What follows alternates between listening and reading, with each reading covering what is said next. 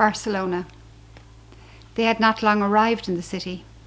They had driven all day on the motorway, over high bridges and around wide sweeping bends, with cars speeding past and trucks bearing down on them, and only a low metal guard shielding them from the ravines below. The drive had terrified Catherine. She had kept her head down. David had not seemed to notice or hear her when she asked if they could please get off the motorway. Their hotel was on a narrow street off the Ramblas where Picasso had once lived, over a jewellery shop. They walked out into the bright shopping streets and parted company for a while. Catherine strolled around, in and out of expensive boutiques with gleaming tiled floors and semi-bare rails, through the covered market with its trays of tongues and hanging hams. Now and then she stood before a shop front or a billboard, the colours of Spain, of Miro, everywhere. The afternoon sun beat down. Once she caught sight of David up ahead and ducked into a shop. She found a cafe down a side street and sat outside with coffee and a cigarette.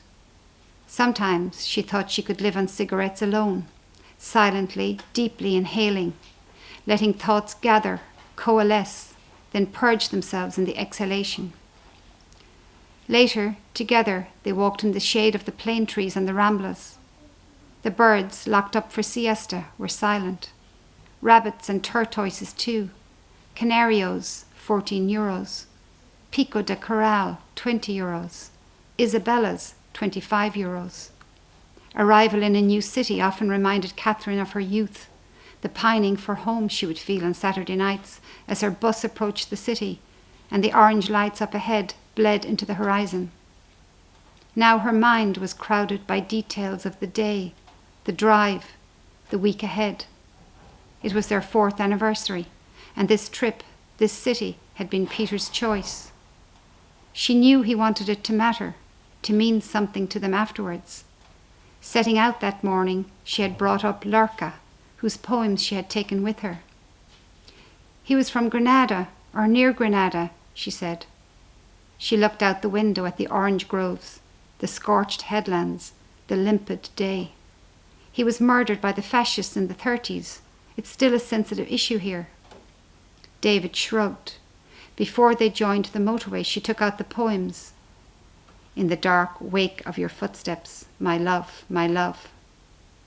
They never found his grave, she said. See how the hyacinths line my banks. I will leave my mouth between your legs, my soul in photographs and lilies. She would have preferred Granada. She would have liked to have found the mountain road near Alfalcar, where Lorca was shot and buried. He was chasing Duenda, she said. That's what he was after. She looked at David. Do you know what Duenda is?